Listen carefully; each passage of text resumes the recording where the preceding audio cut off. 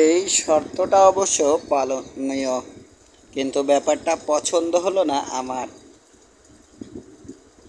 কম্বা আরও কথা দিল, জলাভূমির তীরে পৌঁছানোর পরের দিনের পৌঁছানোর 6 দিনের মধ্যে পঙ্গদেশ থেকে নিরাপদে মাজিটু দেশে ফিরিয়ে দেওয়া হবে আমাদের। রাজি হলো রাজা বাউসি।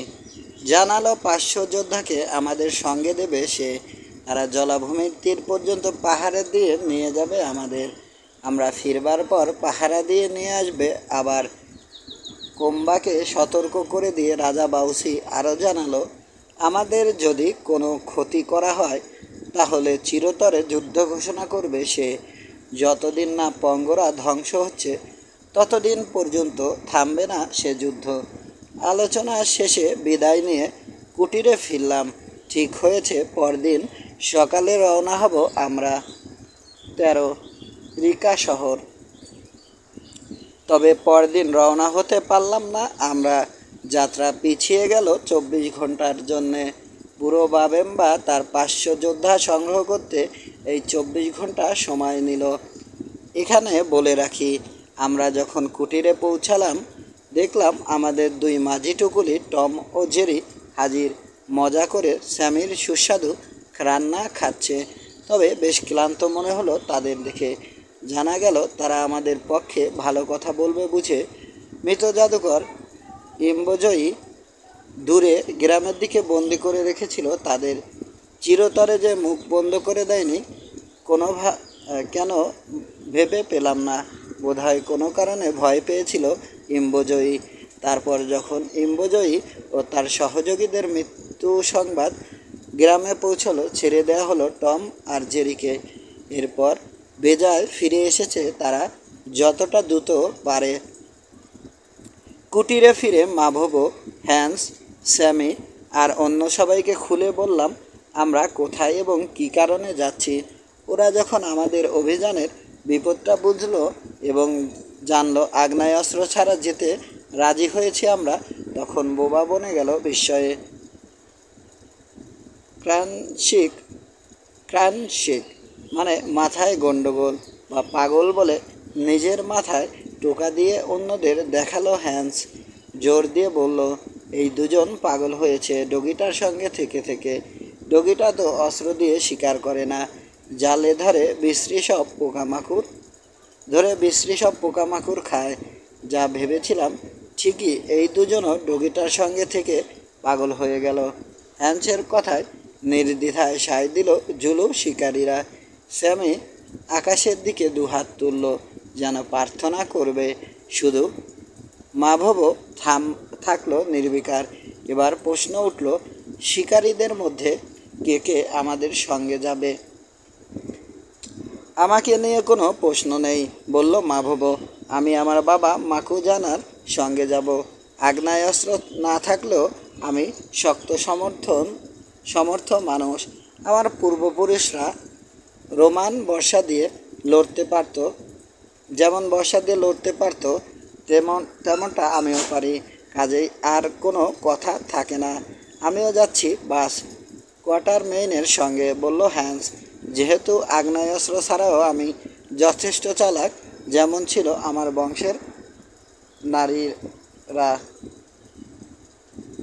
নারীবা।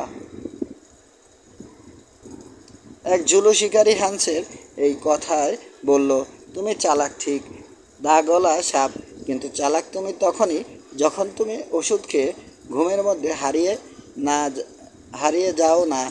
তো রাজা যে সুন্দর বেড স্টেট পাঠিয়েছেন সেটাও কি এই যাত্রার সঙ্গে নেবে নাকি তুমি? হ্যাঁ, হাদার বাচ্চা, জবাবে বলল হ্যান্স। ওটা তোমার কাছে রেখে যাব, কারণ তুমি জানো না আমি ঘুমিয়ে থাকলেও যতটা বুদ্ধি রাখি ততটা তুমি জেগে থেকেও রাখো না। এরপর দেখবার রইল কে হবে তৃতীয় ব্যক্তি। ব্রাদার জনের সঙ্গে আসা কাজের মানুষ দুজনকে বাদ দিতে হলো। একজন অসুস্থ আর অন্যজন ভয়ে কম্প বলে। স্টিফেন হঠাৎ স্যামের নাম প্রস্তাব করলো। ওর বক্তব্য অনুযায়ী দলে একজন রাঁধুনি থাকা দরকার। না মিস্টার সামার্স, না, ব্যগ্র হয়ে বলল বিচলিত স্যামি। এ প্রস্তাবে আমি রাজি হতে পারি না। যে রাঁধতে পারে তাকে যদি এমন দেশে যাবার প্রস্তাব দেওয়া হয় যেখানে তাকেই রেঁধে খাওয়া হবে, তাহলে তো বলতে হয় ব্যাপারটা মায়ের দুধে শিশুকে সেদ্ধ করার মতো। কাজেই বাদ দিতে হলো স্যামিকে। কিছুক্ষণ আলোচনার পর জেরির নামটা উঠে এলো। শক্তপোক্ত গড়নের চালাক লোক জেরি আমাদের সঙ্গে যেতেও বেশ ইচ্ছুক। বাকি দিন অভিযানের প্রস্তুতি নিলাম আমরা। প্রস্তুতি বলতে প্রচুর চিন্তা ভাবনা ছাড়া তেমন কিছু করবার থাকলো না আমাদের। হ্যান্সকে খুঁজলাম বুদ্ধি পরামর্শের জন্যে, কিন্তু বিরক্তির সঙ্গে খেয়াল করলাম ধারে কাছে নেই ও। পরে যখন হ্যান্স এলো ওকে জিজ্ঞেস করলাম কোথায় গিয়েছিলে। জবাবে বলল জঙ্গলে গিয়েছিল ও নিজের জন্য একটা লাঠি আনতে, কারণ অনেক হাঁটতে হবে ওকে। লাঠিটা আমাকে দেখালো ও। মাজিটোদের দেশে জন্মায় এরকম এক ধরনের বাঁশের তৈরি মজবুত একটা মোটা লাঠি। ওটা দিয়ে কি হবে? হ্যান্সকে বললাম। লাঠির তো কোনো অভাব নেই আশেপাশে। নতুন অভিযান, কাজেই নতুন লাঠি বাস, বলল হ্যান্স। এ ধরনের লাঠির ভেতরটা বাতাসে ভরা থাকে। যদি আমি কেন থেকে পানিতে পড়ে যাই তাহলে ভাসতে সুবিধা হবে এটা থাকলে। বাহ, চমৎকার বুদ্ধি, ঠাট্টা করে বললাম। পরক্ষণেই ভুলে গেলাম গোটা ব্যাপারটা। পরদিন ভোরে রওনা হলাম আমরা। স্টিফেন ও আমি প্রচুর খেয়ে দিয়ে মোটা হয়ে ওঠা গাধা দুটোর পিঠে চেপে চলেছি। ব্রাদার জন চলেছে তার অনুগত সাদা ষাঁড়ের পিঠে। দেখলাম খুব দ্রুত সব ধরনের নির্দেশ পালন করতে শিখে যাচ্ছে ওটা। সব কজন ঝুলু শিকারী, তাদের অস্ত্র নিয়ে আসছে আমাদের সঙ্গে। মাজিটুদের দেশের সীমানা পর্যন্ত আসবে তারা। পরে মাজিটু যোদ্ধাদের সঙ্গে আমাদের প্রত্যাবর্তনের জন্য অপেক্ষা করবে। রাজা বাউসি নিজে শহরের দক্ষিণ ফটক পর্যন্ত এগিয়ে দিল আমাদের। তারপর বিদায় জানালো। বিশেষ করে ব্রাদার জনকে বিদায় দিল ব্যথাতুর মনে। তার আগে কোম্বা এবং তার অনুচরদের আরেকবার ডেকে পাঠালো সে। সতর্ক করে দিল যদি আমাদের কোনো ক্ষতি হয় তাহলে পঙ্গদের সমূলে ধ্বংস না করে ক্ষান্ত দেবে না সে। ভয় পাবেন না, তাকে বলল শীতল কোম্বা। পবিত্র শহর রিকায় খুঁটির সঙ্গে বেঁধে নির্দোষ অতিথিদের তীর মেরে খুন করি না আমরা। কথাটা গায়ে লাগলো রাজা বাউসির। এই একটা বিষয়ে সে আর কোনো কথা শুনতে চায় না। তাই রেগে গিয়ে জিজ্ঞেস করলো, সাদা মানুষরা যদি এত নিরাপদেই থাকবে তাহলে তাদের অস্ত্র নিতে দিচ্ছ না কেন তোমরা? জবাবে কোম্বা বলল, আমরা যদি খারাপ কিছুরই পরিকল্পনা করতাম তাহলে এই অল্প কয়েকজন তাদের লোহার নল দিয়ে আমাদের এত মানুষের বিরুদ্ধে কি করতে পারত? আপনি যেমন করে মেরে ফেলবার জন্য তাদের ধরে এনেছিলেন, তেমনি করে আমরাও কি তাদের ধরে নিয়ে যেতে পারতাম না? আমাদের পঙ্গদের নিয়ম অনুযায়ী কোনো জাদুর অস্ত্র পঙ্গদেশে নিয়ে যাওয়া চলবে না। কারণটা কি? আমি জিজ্ঞেস করলাম। বুঝতে পারলাম ভীষণ রেগে যাচ্ছে রাজা বাউসি। যখন তখন হয়তো গোটা অভিযান বানচাল হয়ে যাবে। কারণ সাদা সর্দার মাকু মা জানা, আমাদের মধ্যে প্রবাদ আছে যে পঙ্গদেশে যদি কোনো লোহার নল ব্যবহার করা হয় তাহলে দেবতারা আমাদের ছেড়ে চলে যাবেন, তাদের পুরোহিত মোটম্বো মারা যাবেন। প্রবাদটা অনেক পুরানো। এই সামান্য কয়েকদিন আগেও এর মানে কি জানতাম না আমরা। কারণ প্রবাদে আছে একটা ফাঁপা বর্ষার কথা, ওটা দিয়ে ধোঁয়া বের হয়। এরকম কোনো অস্ত্র আমরা চিনতাম না আগে। ও মুখে বললাম, মনে মনে আফসোস করে বললাম, তোমাদের প্রবাদ সত্যি করবার মতো অবস্থানে নেই আমরা। থাকলে বোধ হয় ভালো হতো। বিষণ্ণ হয়ে মাথা নেড়ে হ্যান্স বলল, খুবই দুঃখের কথা যে প্রবাদ সত্যি না ও হতে পারে। বেজা শহর থেকে বেরিয়ে পরবর্তী 3 দিন মালভূমি বেয়ে নিচের দিকে নেমে চললাম আমরা। তারপর পৌঁছলাম কিরুয়া নামের এক মস্ত হ্রদের তীরে। যতদূর জানি কিরুয়া অর্থ দ্বীপের দেশ। হ্রদের প্রায় কিছুই দেখা হলো না, কারণ মাইলের পর মাইল অগভীর পানিতে ঘন হয়ে জন্মেছে নলখাগড়ার জঙ্গল, শুধু এখানে ওখানে দুই একটা পথ মতো আছে। রাতে খাবার খেতে তীরে আসতে গিয়ে ওই পথগুলো তৈরি করেছে জলহস্তিরা। তবে একটা ঢিবির উপর উঠে হ্রদের বিস্তৃত নীল পানি দেখতে পেলাম। বিনোকিউলারের সাহায্যে অনেক দূরের গাছে ছাওয়া পর্বতচূড়ো চোখে পড়ল বলে মনে হলো। কেম্বাকে জিজ্ঞেস করতে সে জানালো ওই জায়গাটা বঙ্গদেশের দেবতাদের বাড়ি।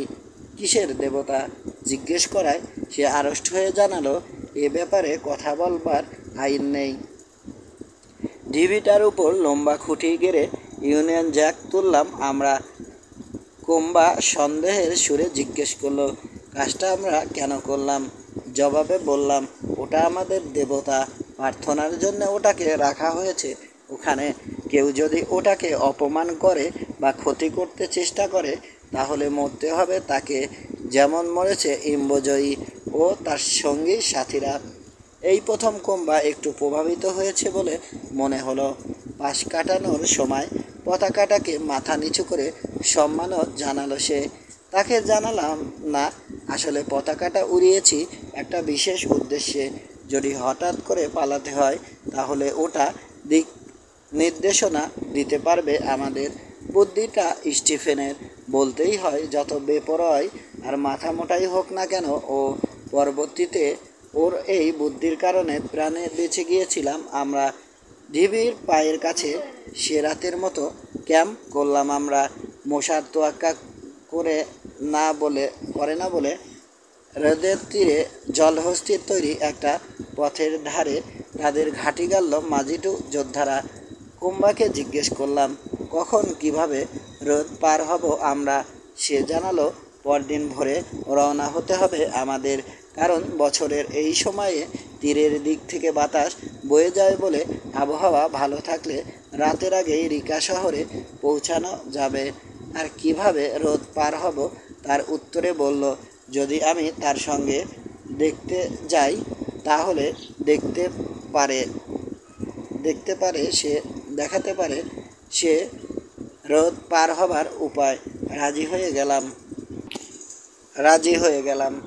পথ দেখে নলখাগড়ার ভেতর দিয়ে 400-500 গজ দক্ষিণে নিয়ে এলো সে আমাকে।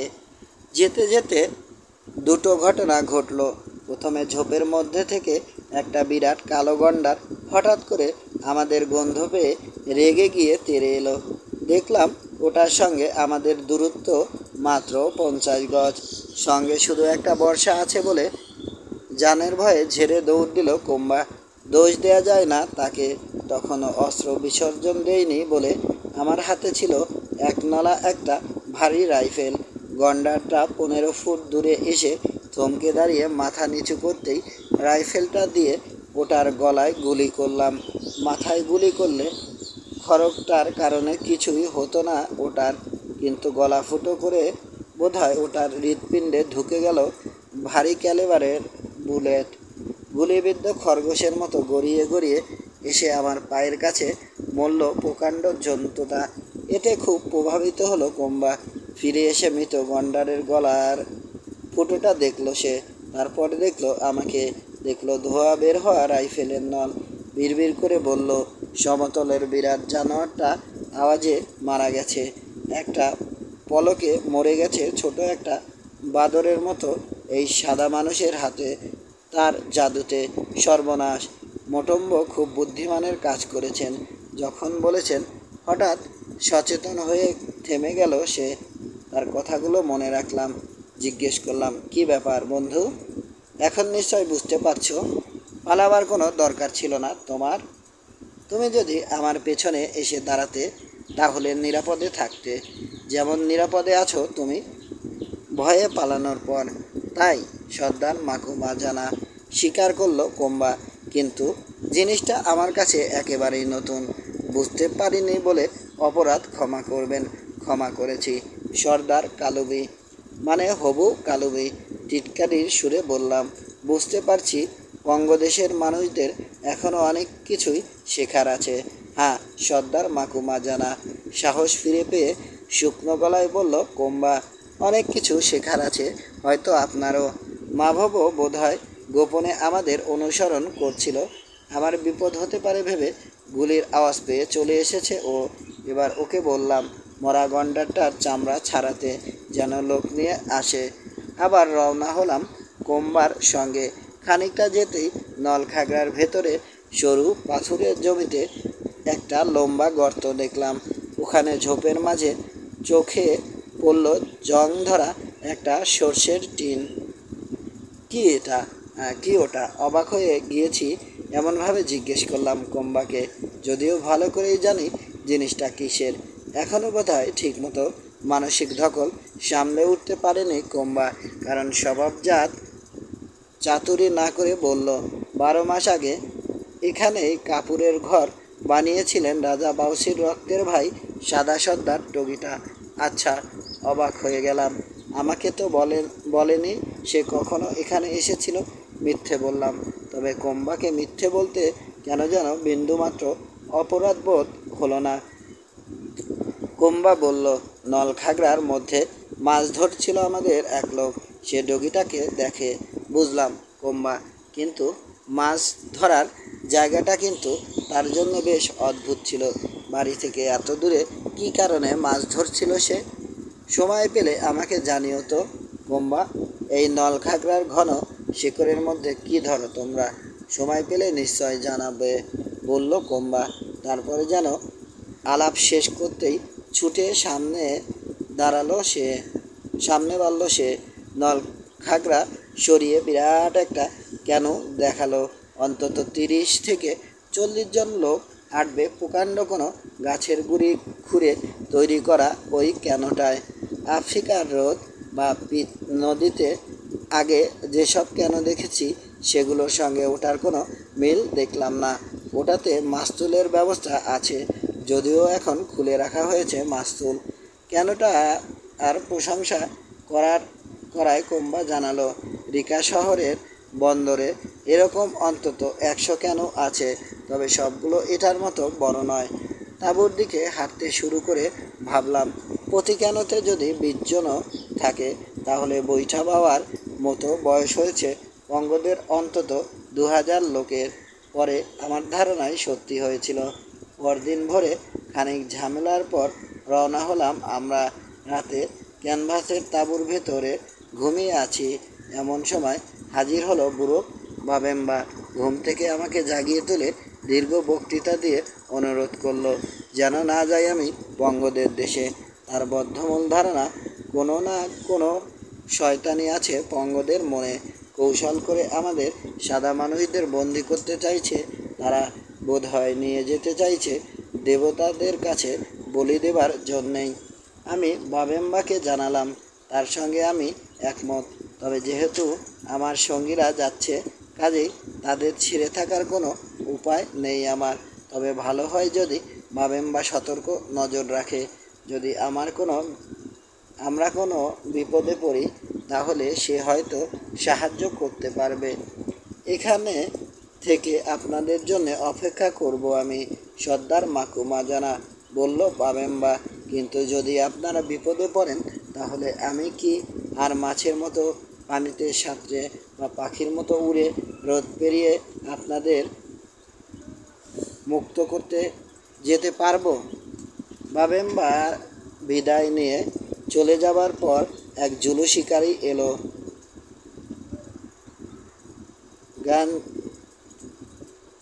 গঞ্জা নাম তার। মাভবর ডান হাত হিসেবে কাজ করে। সেও বাবেম্বার মতো একই কথা বলল। জানালো আমাদের মোটেই উচিত হচ্ছে না অস্ত্র ছাড়া ওই অচেনা দেশে যাওয়া। জবাবে বললাম, আমারও সেই একই মত, কিন্তু ডগিটা যাবেই, কাজেই আমরাও না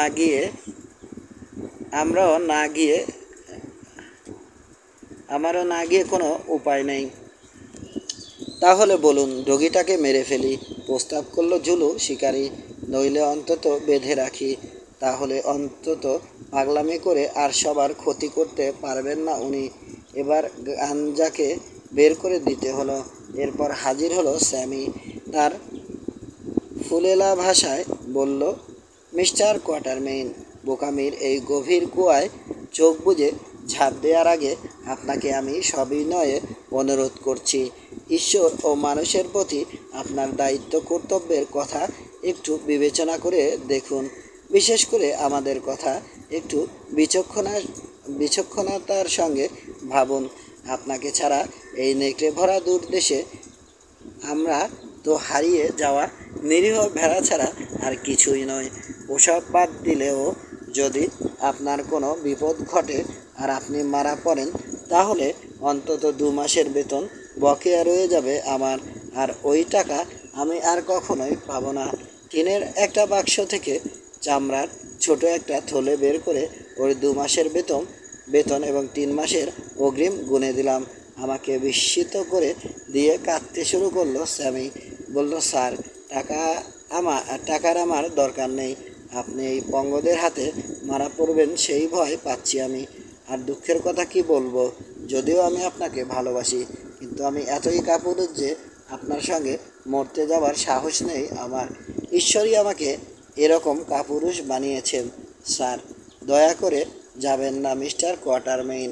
সত্যি আপনাকে ভালোবাসি আমি। আমি বিশ্বাস করি তুমি আমাকে ভালোবাসো স্যামি। নরম গলায় ওকে বললাম।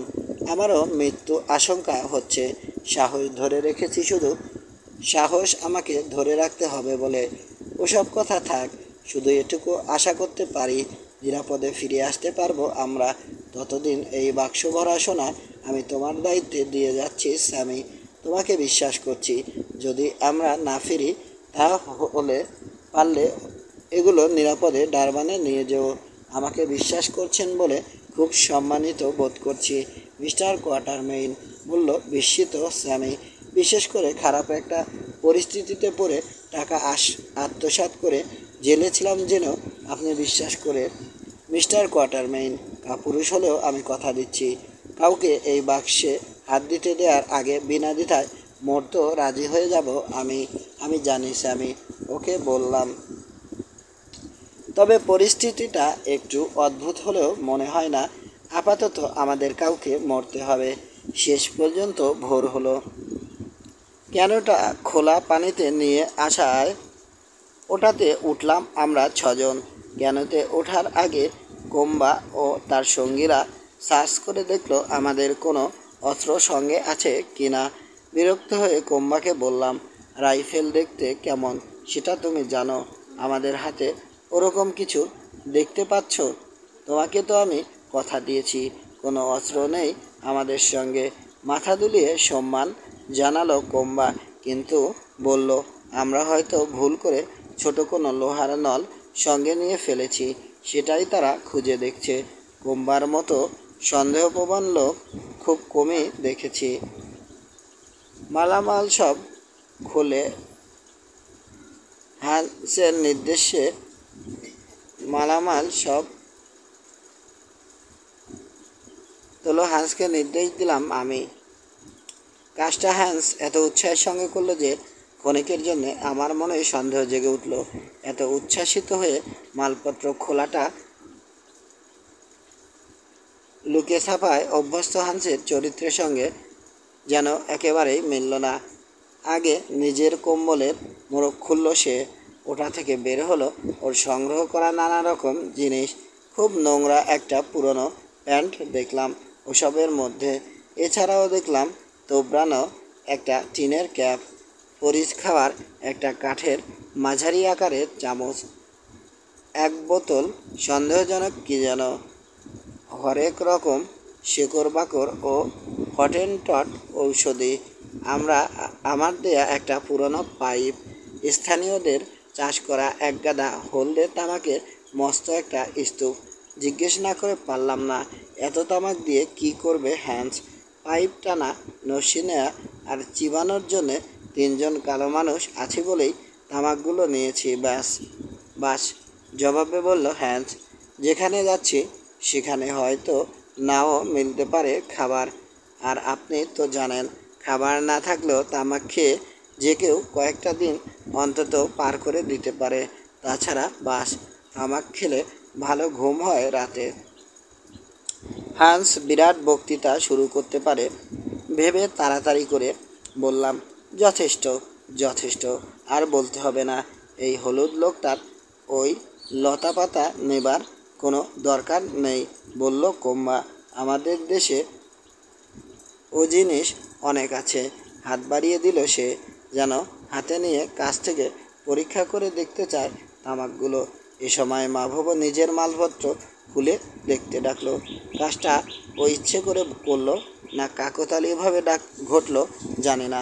তামাকের কথা ভুলে ঘুরে দাঁড়িয়ে মাভবর দিকে মনোযোগ দিল কোম্বা।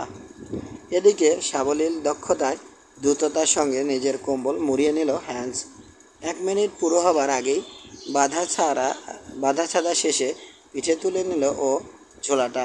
আবার সন্দেহ হলো আমার, কিন্তু ওদিকে ততক্ষণে ব্রাদার জন আর কোম্বার মধ্যে তর্ক শুরু হয়ে গেছে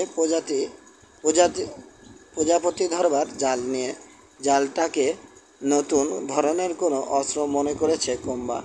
বলছে অস্ত্র না হলেও ওটা জাদুর কোনো বিপজ্জনক যন্ত্র হতে পারে। সেদিকেই এবার মনোযোগ দিতে হলো আমাকে।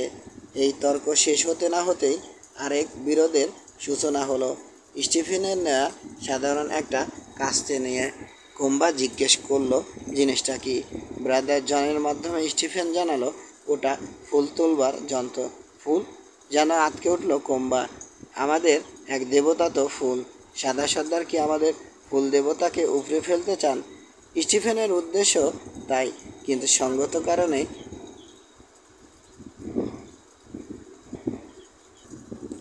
এ বিষয়ে কিছু বলল না ও। শেষে পরিস্থিতি এত উত্তপ্ত হয়ে উঠল যে আমি বলে দিতে বাধ্য হলাম, আমাদের সঙ্গে নেয়া ছোটোখাটো জিনিসগুলোকে যদি এতটা সন্দেহের চোখে দেখা হয়, তাহলে পঙ্গদের দেশে আমাদের না যাওয়াই ভালো। আমরা কথা দিয়েছি যে আমাদের সঙ্গে কোনো অস্ত্র নেওয়া হয়নি। যতটা দীর্ঘভাবে বলা সম্ভব বললাম কোম্বাকে। আমাদের মুখের কথাই তোমার জন্য যথেষ্ট হওয়া উচিত কোম্বা। এবার সঙ্গী সাথীদের সঙ্গে আলোচনা সেরে আমার কথা মেনে নিল কোম্বা। বুঝতে পারলাম আমরা পঙ্গদের ওখানে যাই, সেটা সে মন প্রাণ দিয়ে চাইছে। অবশেষে রওনা হলাম। কেন পেছনের দিকে কোম্বাদের দেয়া ঘাসের পুরো গালিচায় বসে থাকলাম। কোম্বা ফিরে গেল কেনর নাকে নিজের লোকদের কাছে। নলখাগড়ার ভেতর দিয়ে জলহস্তির তৈরি একটা পথে এগোলো কেন। হাজার হাজার হাঁস ও অন্যান্য পাখি বাজ পড়বার মতো আওয়াজ করে উড়াল দিল আকাশে। বৈঠা পাওয়ার ফাঁকে কেন ঠেলতে হলো বঙ্গদের। তারপর হ্রদের গভীর পানিতে পৌঁছে গেলাম আমরা। নলখাগড়ার শেষ প্রান্তে পুঁতে রাখা একটা লম্বা খুঁটি তুলে নেওয়া হলো কেনতে।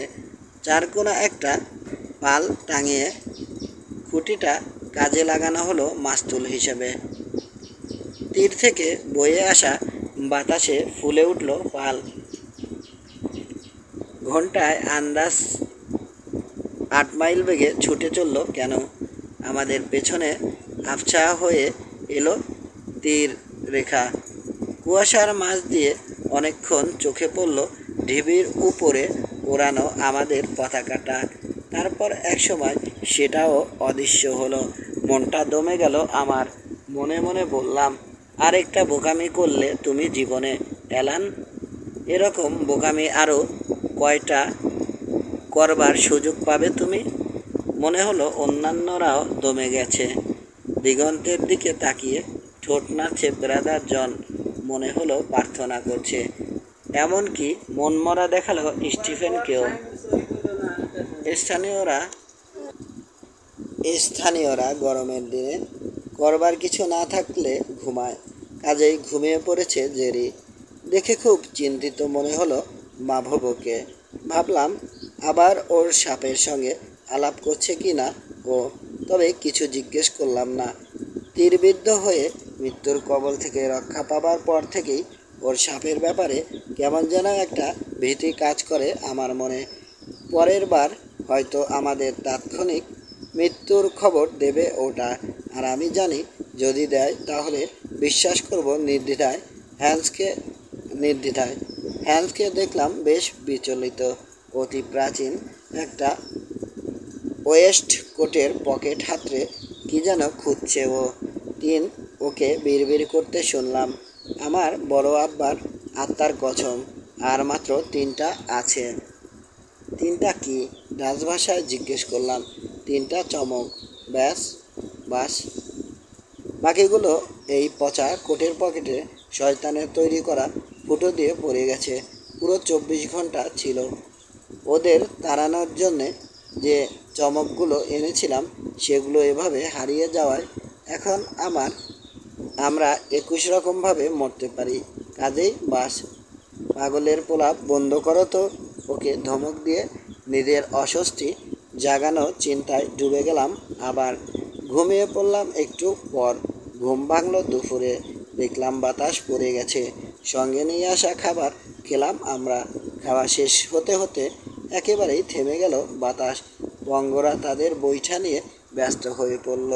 তাদের সাহায্য করবার প্রস্তাব দিলাম আমরা।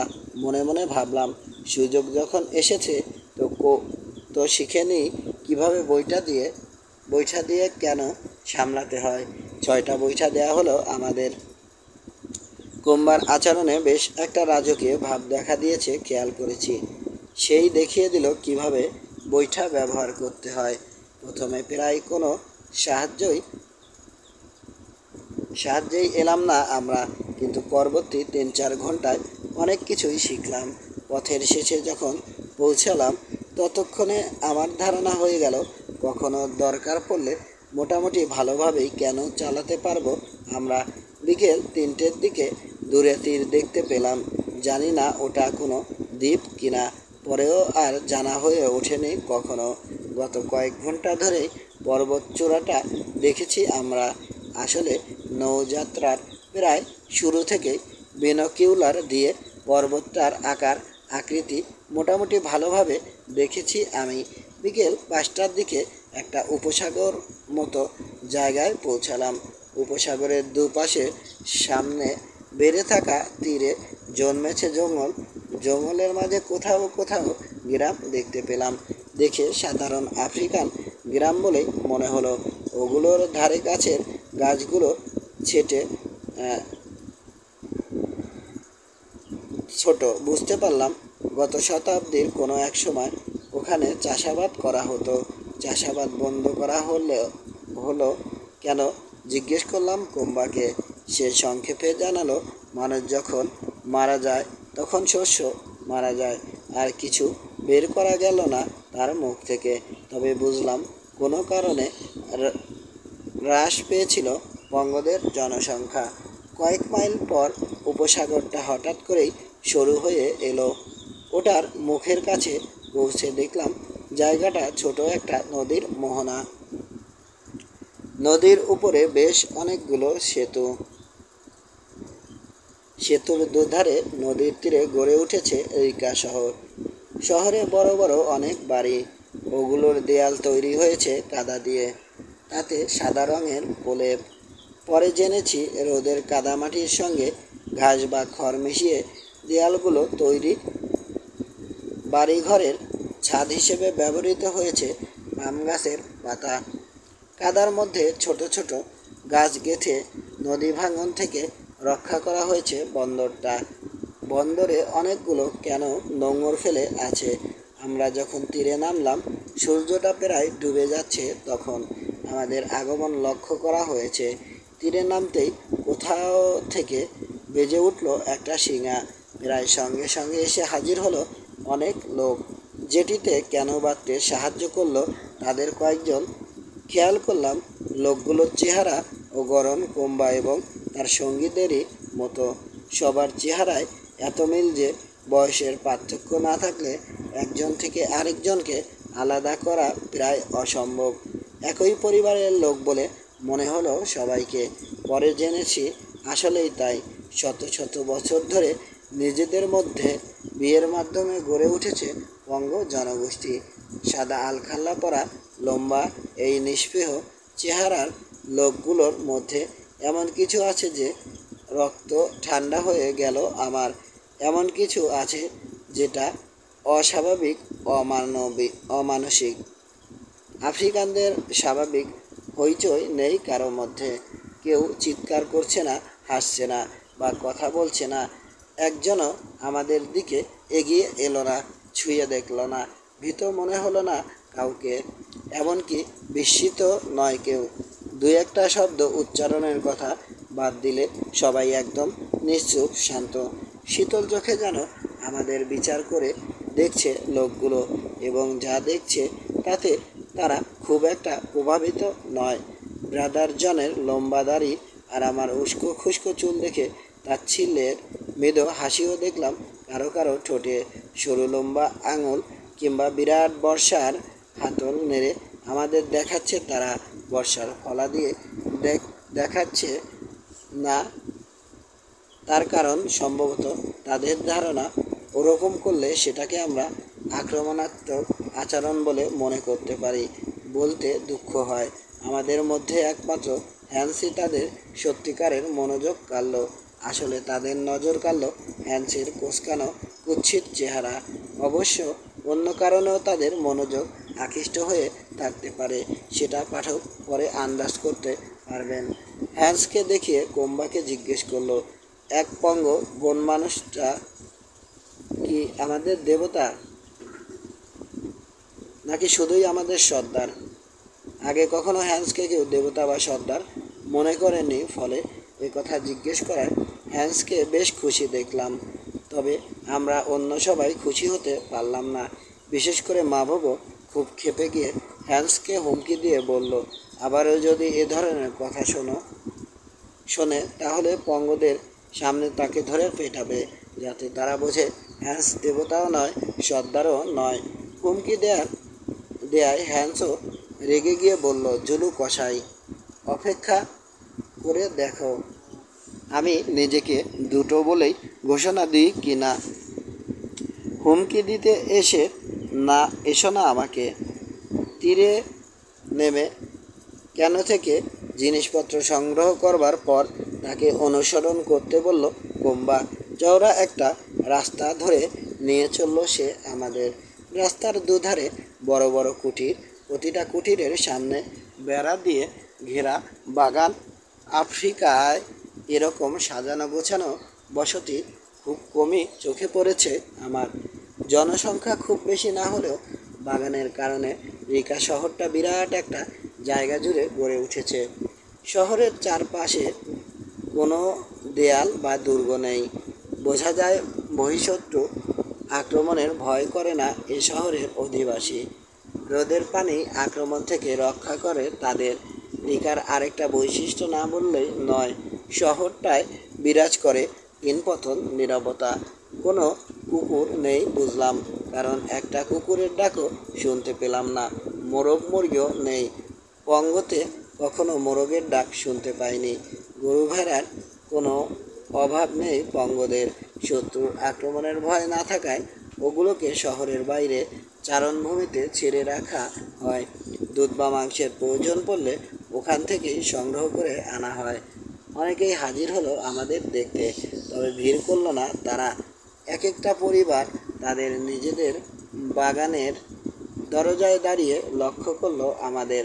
বেশিরভাগ পরিবারগুলোতেই দেখলাম একজন পুরুষ, তার এক বা দুজন স্ত্রী আর বাচ্চারা। মহিলারা রূপসী, কিন্তু পরিবারে বাচ্চা খুব কমই দেখলাম। সবচেয়ে বেশি বাচ্চা দেখলাম যেসব পরিবারে তাদের বাচ্চার সংখ্যাও তিনটের বেশি নয়। অনেক পরিবারে তো একটা বাচ্চাও নেই। পুরুষদের মতোই মহিলার বাচ্চারাও ভদ্রশীল লম্বা সাদা পোশাক পরে। এক কথায় আফ্রিকার কোনো সাধারণ অসভ্য উপজাতি বলে মনে হলো না বঙ্গদের দেখে। এখনও এত বছর পরেও যেন চোখের সামনে রিকা শহরটা দেখতে পাই আমি। ঝাড়ু দিয়ে পরিষ্কার করা চওড়া রাস্তাগুলোর দুপাশে বাগান, সেই গোছানো সজল উর্বর বাগানের মাঝখানে বাদামি ছাদ, সাদা দেয়াল দিয়ে তৈরি চমৎকার সব কুটির। স্তব্ধ বাতাসে সোজা উঠে যাওয়া রান্নার আগুনের ধোঁয়া চমৎকার পাম গাছ ও অন্যান্য সবুজ গাছপালা। শহরের বাইরে অনেকখানি উত্তরে আকাশে মাথা তুলে দাঁড়ানো জঙ্গলে ছাওয়া সেই পর্বত দেবতাদের বাড়ি। ঘুমের মধ্যে প্রায়ই রিকা শহরটা দেখি আমি। কখনো মনে পড়ে ভারী কোনো মিষ্টি সুবাস নাকে এলো, ভারী কোনো মিষ্টি সুবাস নাকে এলো। রিকার প্রায় সবগুলো বাগানে চওড়া পাতার একরকম ঝোপ জন্মায় ঝোপে জন্মায় ট্রাম্পেট আকৃতির বড় এক ধরনের সুগন্ধি ফুল। মিষ্টি সুবাস মনে পড়িয়ে দেয় আমাকে ওই ফুলগুলোর কথা, রিকা শহরের কথা। কিছুক্ষণ হাঁটবার পর জ্যান্ত গাছের তৈরি একটা বেড়ার সামনে পৌঁছে গেলাম আমরা। বেড়া ছেয়ে আছে লাল ফুলে। বেড়ার দরজার কাছে পৌঁছতে শেষ রক্তিম আলো ছড়িয়ে দিগন্তে মুখ লুকালো লাল আঙুরের মতো সূর্যটা। প্রায় সঙ্গে সঙ্গে রাতের আধার ঘনাতে শুরু করলো। দরজাটা ঠেলে খুলে ফেললো কোম্বা। আমরা এমন একটা দৃশ্য দেখতে পেলাম যেটা কেউ কখনো ভুলবে বলে মনে হয় না। বেড়া দিয়ে ঘিরে রাখা হয়েছে 1 একর জমি। পেছনের দিকে বাগানের মাঝখানে দুটো কুঠির, ওগুলোর সামনে দরজা থেকে 15 ফুট দূরে সম্পূর্ণ আলাদা রকম একটা বাড়ি। বাড়িটা দৈর্ঘ্যে 50 ফুট, পোস্টে 30। কারুকার্য করা কাঠের খুঁটির উপর ভর দিয়ে আছে বাড়ির ছাদ। খুঁটিগুলোর মাঝখানে পর্দা হিসেবে ব্যবহৃত হয়েছে পাটি। পাটিগুলোর বেশিরভাগই নামানো, তবে দরজার ঠিক সামনের 4টে পর্দা পুরোপুরি খোলা। ছাদের নিচে বড় একটা আগুনের 3 দিকে জড়ো হয়েছে সাদা আলখেল্লা পরা 40-50 জন লোক। মাথায় অদ্ভুত টুপি তাদের। ভয় ধরানো বিদঘুটে গান গাইছে লোকগুলো। চতুর্দিকে অর্থাৎ দরজার দিকে পিঠ দিয়ে দাঁড়িয়ে আছে এক লোক, দুহাত দুদিকে ছড়ানো তার। আমাদের শব্দ পেয়ে হঠাৎ করেই ঘুরে দাঁড়ালো লোকটা, দ্রুত বাম দিকে সরে গেল যেন আগুনের আলোটা পড়ে আমাদের উপর। এবার আমরা উজ্জ্বল আভায় দেখতে পেলাম সেই বিরাট আগুনের উপর লোহার সংযুক্ত দুটো দণ্ড, অনেকটা যেন ছোট একটা খাটিয়ার কঙ্কাল। সেই খাটিয়ার উপর শোয়ানো রয়েছে কি যেন ঈশ্বর। একটা মেয়ে মানুষ পোড়াচ্ছে ওরা। আমাদের সামনে থাকা স্টিফেন থমকে দাঁড়িয়ে আতঙ্কিত গলায় বলে উঠল। 1 সেকেন্ড পার হতে না হতেই পর্দাগুলো নামিয়ে দেয়া হলো। ভয়ানক দৃশ্যটা অদৃশ্য হলো আমাদের চোখের সামনে থেকে। থেমে গেল গা শিউরানো গান। 14 কালুবীর শপথ। চুপ করো, ফিসফিস করে বললাম স্টিফেনকে। কি বলেছি শুনতে না পেলেও বলবার জরুরি সুরটা বুঝতে পারলো সবাই। নিজেকে খানিকটা সামনে নিয়ে কোম্বার দিকে তাকালাম। আমার একটু সামনে আড়ষ্টভঙ্গিতে দাঁড়িয়ে আছে সে। পিঠের টান টান ভাব দেখে মনে হলো অত্যন্ত বিচলিত, যেন খুব বড় কোনো ভুল করে ফেলে এখন পস্তাচ্ছে। এক মুহূর্ত চুপ করে দাঁড়িয়ে থাকলো সে, তারপর চরকির মতো ঘুরে জিজ্ঞেস করলো, আমরা কিছু দেখেছি কিনা? হ্যাঁ দেখেছি, শান্ত গলায় বললাম। একটা আগুন ঘিরে অনেক মানুষ দাঁড়িয়েছিল দেখেছি। সত্যি বলছি কিনা সেটা আমাদের মুখ দেখে বুঝতে চেষ্টা করলো কোম্বা। কিন্তু কপাল ভালো আমাদের, বিরাট চাঁদটা তখন ঘন কালো মেঘের আড়ালে, ফলে স্পষ্ট দেখতে পেল না কিছু। স্বস্তির শ্বাস ফেলে সে বলল, কালবি আর সর্দাররা একটা ভেড়া রাঁধছেন। এসব রাতে চাঁদ যখন বদলাতে শুরু করে তখন একসঙ্গে ভোজ খাওয়া তাদের রীতি। সাদা সর্দাররা, আসুন আপনারা। লম্বা বাড়িটা পার করিয়ে আমাদের নিয়ে চললো কোম্বা। ওই বাড়ির দিকে আর একবারও তাকালাম না আমরা। পেছনের বাগান পেরিয়ে কুটির দুটোর সামনে চলে এলাম। থেমে দাঁড়িয়ে হাততালি দিল কোম্বা। কোত্থেকে জানি না এক মহিলা এসে হাজির হলো। মহিলার কানে কানে ফিসফিস করে কি যেন বলল কোম্বা। চলে গেল মহিলা। একটু পরে আরও কয়েকজন মেয়ে মানুষকে নিয়ে ফিরে এলো। তাদের সবার হাতে তেল ভরা মাটির প্রদীপ, তাতে জ্বলছে পাম গাছের আঁশের তৈরি সলতে। প্রদীপগুলো কুটির দুটোতে রাখা হলো। ওগুলোর আলোয় দেখলাম ঘর দুটো খুব পরিষ্কার এবং আরামদায়ক। বসবার জন্যে টুল আছে, নিচু টেবিলও দেখলাম। ওগুলোর কারুকাজ করা, পায়াগুলো হরিণের পায়ের আকৃতিতে তৈরি। কুটিরের পেছনের দিকে আছে একটা কাঠের পাটার টব, সেটার উপর মাদুর বিছানা। বিছানা নরম করতে কিসের যেন কোমল আঁশ দিয়ে বানানো গদি পাতা হয়েছে মাদুরের উপর। নিশ্চিন্তে বিশ্রাম নিন সাদা সর্দাররা, বলল কোম্বা। আপনারা বঙ্গদের সম্মানিত অতিথি। শীঘ্রই আপনাদের জন্য খাবার নিয়ে আসা হবে। খাওয়া শেষে যদি ইচ্ছে করেন তাহলে ঘুমাবার আগে কালবি ও তার মন্ত্রীদের সঙ্গে ওদিকের ভোজঘরে কথা বলতে যেতে পারেন। যদি কাউকে ডাকবার দরকার হয় তো ওই ঘন্টি কাঠি দিয়ে বাড়ি দেবেন, ঘন্টিতে কাঠি দিয়ে বাড়ি দেবেন, সঙ্গে সঙ্গে কেউ না কেউ চলে আসবে। মাইল বা বাগানে আগুন জ্বেলেছে, ওখানে রাখা একটি ঘন্টা আমাদের দেখালো কোম্বা। এই যে আপনাদের জিনিসপত্র কিছুই হারায়নি, ওই যে আপনাদের জন্য পানি নিয়ে আসা হচ্ছে, ইচ্ছে করলে পরিষ্কার পরিচ্ছন্ন হয়ে নিতে পারেন। এবার কালবির সঙ্গে কথা বলতে যেতে হবে আমাকে। মাথা নিচু করে কুর্নিশের ভঙ্গি শেষে বিদায় নিল কোম্বা। কোম্বার মুখে খাবারের কথা শুনে শিউরে উঠেছিলাম। ও চলে যাবার পর নীরবতা নামলো আমাদের মাঝে। একটু পরে পকেট থেকে রুমাল বের করে নিজেকে বাতাস করতে করতে বলল স্টিফেন, ওরে আমার খালা, ঈশ্বর, ওই মহিলাকে কাবাব বানাতে দেখেছ? এতদিন শুধু শুনেছি, কিন্তু সত্যি ঈশ্বর। স্যান স্বরে ওকে বললাম, সত্যি যদি তোমার কোনো খালা থাকে তাহলে তার নাম নিয়ে এখন আর কোনো লাভ নেই।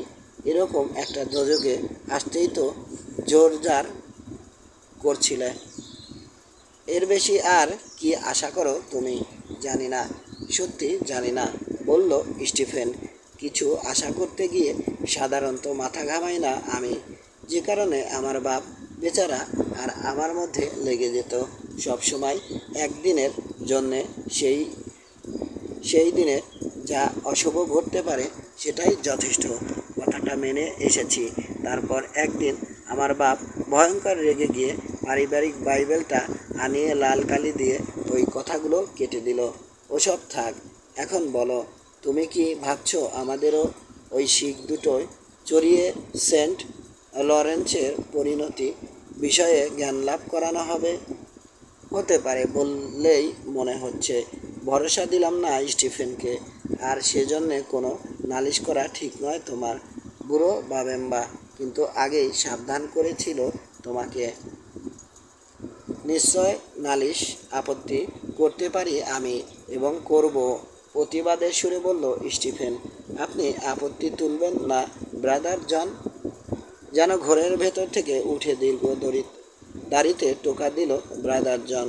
চিন্তান্বিত স্বরে বলল, কথাটা যখন তুমি জিজ্ঞেস করলেই মিস্টার সমার্স, আমাকে যদি ধর্মীয় মতাদর্শের বিরোধের কারণে ওই সেন্ট লরেন্সের মতো কাবাব বানানো হতো তাহলে আপত্তি করতাম না, অন্তত করা বোধ হয় উচিত হতো না।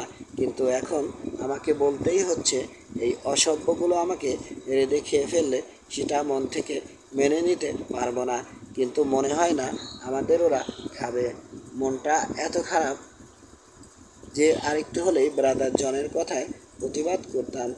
এমন সময় কুটিরের ভেতরে মাথা গলিয়ে দিয়ে হ্যান্স বলল, রাতের খাবার আসছে, বাস, দারুণ খাবার। কাজেই বাগানে বেরিয়ে এলাম সবাই। মাটিতে অনেকগুলো কাঠের বাটি রেখে অপেক্ষা করছে নিষ্প্রিয় চেহারার লম্বা মহিলারা। চারটা কালো মেঘের আড়াল থেকে বেরিয়ে এসেছে। সেই আলোয় ওই কাঠের বাটিগুলোর ভেতরে কি আছে দেখলাম।